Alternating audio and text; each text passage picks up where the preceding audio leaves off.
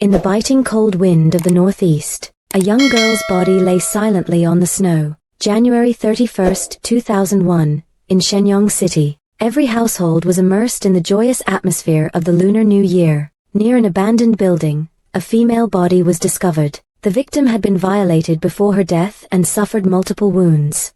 Strange patterns were also carved onto her abdomen. Initially, the police arrested the perpetrator with seemingly conclusive evidence. But they didn't expect that. 10 years later, a similar case happened again.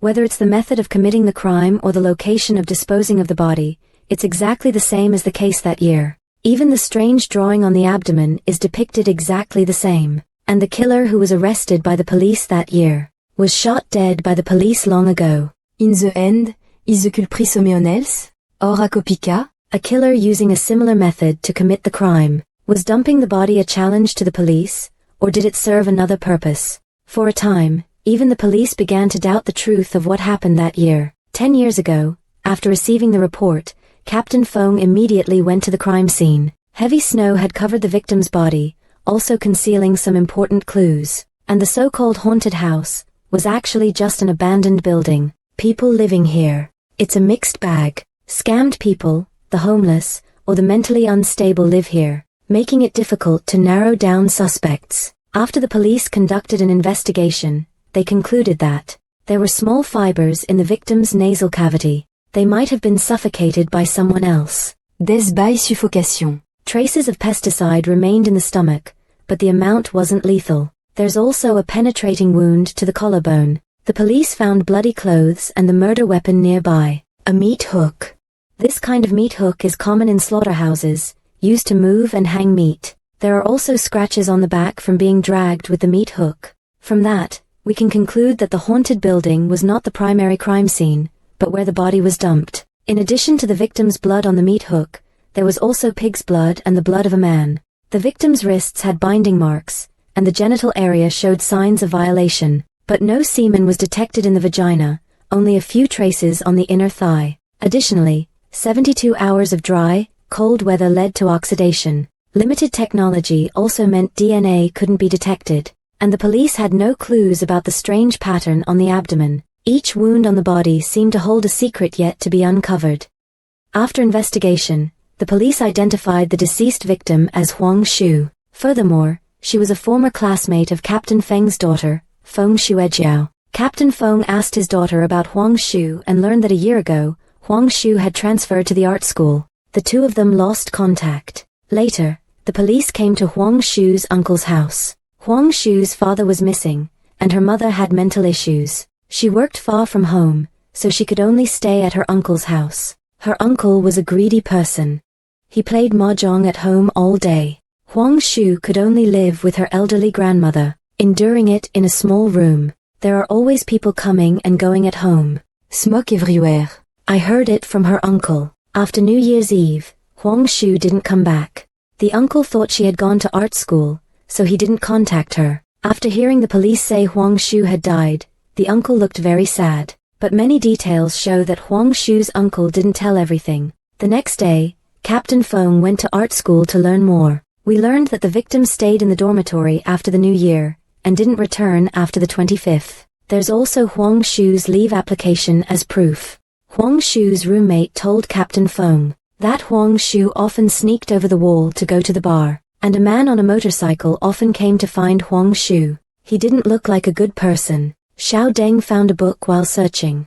A collection of Dickinson's love poem. Inside, there's a drawing, very similar to the one on Huang Shu's body. Huang Shu's time of death was the 28th.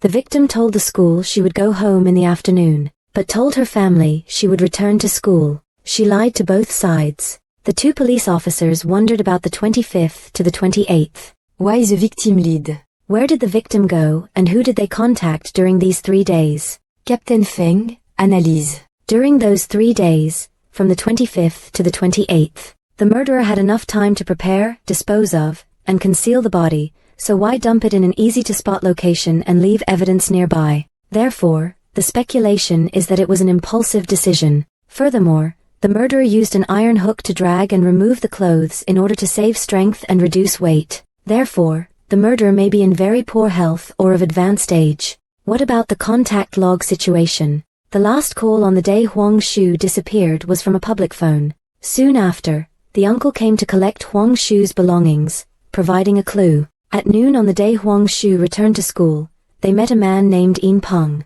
Yin Peng is a furniture business owner. They knew each other through Yin Peng's driver, Lao Kuai. Later, Lao Kuai asked the uncle for Huang Shu's phone number, saying that Yin Peng needed a secretary. So the uncle felt that being a secretary for Yin Peng wasn't bad, and agreed. Captain Feng felt suspicious and immediately led people to meet Yin Peng and his driver, Lao Kuai. Besides some ordinary objects, the most special thing in Yin Peng's office was the snake in the sealed jar. After the conversation, it was basically the same as Uncle Huang Shu's description. Moreover, he had an alibi on the day Huang Shu died. When he learned that Huang Shu was dead, Yin Peng was also very surprised. Captain Feng saw that Yin Peng and Lao Kuai didn't seem to be faking it. It is very likely that they really don't know, but for now, no one can be ruled out as a suspect. Not long after, Captain Feng received a call from Huang Shu's classmate. The man on the motorcycle had come to the school again, waiting for Huang Shu. Immediately after, the police apprehended him and took him to the station. This man's name is Zhang Su. He had been pursuing Huang Shu for a long time. When he heard Huang Shu had passed away, his extreme grief didn't seem like an act. Since Huang Shu transferred from the art school to Yucai school, she gradually distanced herself from him. After that, she became close with a male student in her class. The male student's name is Qin Li. He's also a classmate of Captain Feng's daughter. Captain Feng went to Yucai High School to investigate. He found out Qin Li had been expelled in the first semester of 12th grade. Huang Shu was also forced to drop out due to poor grades and transferred to an art school. Captain Feng went to Qin Li's house to inquire, but no one was home. Neighbors told them that since Qin Li's grandfather passed away, the two siblings rarely came back. The police reconstructed the killer's movements at the scene. They believe the killer probably has a vehicle. Therefore, monitoring the intersections around the building has always been the focus of the investigation. After a thorough investigation, the police finally found a suspicious van in the surveillance camera. Moreover, on the night the body was dumped, this van happened to turn in near the dumping site. That's the only way in and out through the hole in the wall. Later, he was detained by the traffic police for drunk driving. The owner of the car is Wei Jihong. He has a criminal record of attempted rape and was jailed for 2 years. He has 2 stalls at the farmer's market and a snack stall. The drunk driver wasn't Wei Jihong. It was the employee he hired, named Qin Tian. He often drove that car to transport and deliver goods. And Qin Tian's younger brother happens to be the victim Huang Shu's classmate, the Qin Li that Zhang Su mentioned. According to Wei Jihong's description, near the farmer's market, there's a brick room where Wei Jihong stored snacks. In recent years, the snacks and the brick room have both been managed by Qin Tian. Wei Jihong rarely went there, but Wei Jihong often saw Qin Tian's younger brother, Qin Li, take a girl into the brick house. Wei Jihong's description indicated that the girl was Huang Shu. The brick house was likely Qin Li and Huang Shu's secret place. Captain Feng realized Wei Jihong was hiding something. After all, the police had only asked a few questions, yet he revealed a lot of information related to Qin Tian. Clearly, what he said had been prepared in advance. In fact, Wei Jihong was indeed hiding something very important. That's because he once tried to rape Huang Shu. Wei Jihong happened to catch them studying. From then on, he kept thinking about Huang Shu. Although Wei Jihong had once tried to rape Huang Shu, but since then he didn't dare approach her again. L'étalon Qiying Huang Shu. As for who the killer is, although Wei Jihong wasn't clear about Qin Tian's motive, he said that as long as the police caught him, everything could be clarified. But Qin Tian's younger brother, Qin Li, is mute. Captain Feng was very surprised, but what surprised him even more was that the police officer he valued the most, Xiao Deng, had been murdered. Xiao Deng had feelings for the team's forensic examiner, Shi Yuan, but didn't dare confess to her. That day, with Captain Feng's encouragement, he finally mustered the courage to ask Shi Yuan out to dinner. Shi Yuan had also always had feelings for Xiao Deng, so that day she put on beautiful makeup, preparing for the date. But before he could go, Xiao Deng was called back by a colleague. But she didn't know that this half an hour of lateness would cause her lifelong regret. On the other side, Xiao Deng saw that Shi Yuan hadn't arrived yet, and worried he called to check. Just then, his phone ran out of battery. Feeling uneasy, Xiao Deng went out to find a place to make a phone call. Just now when I went out, I happened to meet Lao Guai. He was secretly making a call and looked very suspicious. As expected, as soon as he saw the police, he panicked and ran away. This immediately reminded Xiao Deng. He had previously investigated Huang Shu's call history. On the day Huang Shu disappeared, the last call was from a public phone booth. Lao Guai's strange reaction just now. Xiao Deng immediately felt that this person was very suspicious. He immediately took a taxi to chase after him. However, Qin Tian, who was sitting in the car, also happened to see this scene. It's unclear why he followed all the way. On the way, Xiao Deng wanted to borrow the driver's phone to report the situation to Captain Feng, but the driver's phone happened to be out of battery. So Xiao Deng wrote down Lao Guai's license plate number and followed him to the wasteland. Soon after, Lao Guai got out of the car. So Xiao Deng told the driver to wait for him. Then he went to the back to get self-defense tools from the trunk and followed the suspect. The taxi driver got scared and ran away. Just as the taxi left, Qin Tian drove up. He quietly followed Xiao Deng. As Xiao Deng approached the wooden house, he was attacked from behind. The lens focuses on Qin Tian, who is holding a knife. Then Qin Tian set fire to the bread truck. Before leaving, he sent a message to someone, arranging to meet at the brick house. Huang Shu's death may be related to Qin Tian. Captain Feng and the others have been monitoring Qin Li. That night, Captain Feng and his colleagues went to the abandoned residential area, and they happened to find Qin Tian contacting his younger brother. However, Qin Li also noticed. He tried to shout, telling his brother to run away. But in the end, it was still a step too late. Qin Tian was quickly caught up by Captain Feng. In a moment of desperation, Qin Tian had no choice but to jump out the window to escape. Unexpectedly, Captain Feng jumped down after him without hesitation. Qin Tian was shot dead on the spot. Captain Feng was then taken to the hospital. It was at this time that he heard the news of Xiao Deng's death. But Captain Feng didn't have time to grieve at this moment. As soon as he was discharged from the hospital, he went to interrogate Qin Li on crutches. Qin Li took the pen and paper and only wrote 4 words. AI Ming Clinic. After that, the police came to the clinic to investigate. From their testimony, they learned that Qin Li had been here on January 27th. That was the night before Huang Shu was murdered. He came here for a stomach wash because of food poisoning. His older brother brought him at the time. After that, he stayed in the clinic for a few days before being discharged. I think it was the evening of the 28th. It was the 27th. You remembered wrong. I was on duty both those days. So he hasn't left here these past few days? Oh, no. No one has been here these past few days. Just him. Initially, he only needed 3 days before he could be discharged, but his older brother still hasn't come to pick him up. The 2 of us felt sorry for him, so we let him stay here. I even prescribed 2 medications to treat him. Wait until he's fully recovered, then he can buy them himself. According to the clinic staff's account, Qin Li wasn't an accomplice. Captain Feng had no choice but to release him. Although Captain Feng still had many suspicions, the current evidence all pointed to Qin Tian.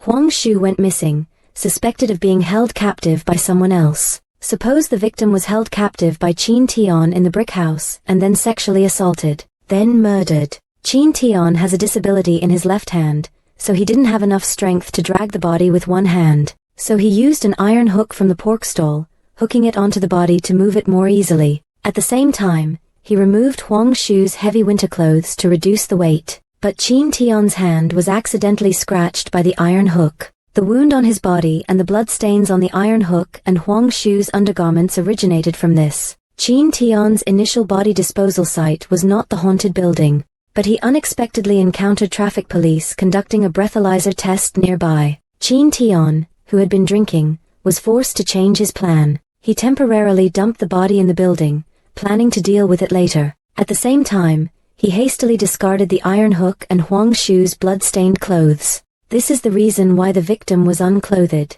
Perhaps Qin Tian thought that few people frequented the haunted building, so he could wait a while before moving the body. However, the body was quickly discovered by residents. Panicked, Chin Tian still couldn't avoid the police's breathalyzer test. He was afraid that if he abandoned the car and fled, it would make the police suspicious of the car. Therefore, Chin Tian cooperated with the traffic police and planned to wait until he was released. Continue to check for traces in Chin Li's car. In fact, Chin Tian was betting that the police would not investigate his bread van. Only a few days after Huang Shu's body was discovered by the police, police officer Xiao Deng discovered that Lao Kuai seemed to want to escape. He followed him all the way, and as a result, he was murdered in the suburbs. Then, Chin Tian was arrested. The van that Chin Tian destroyed was found near Xiao Deng's body. The case seemed closed. But clearly, 3 crucial questions remain in this case. Question 1. The police haven't found direct evidence that Chin Tian raped Huang Shu.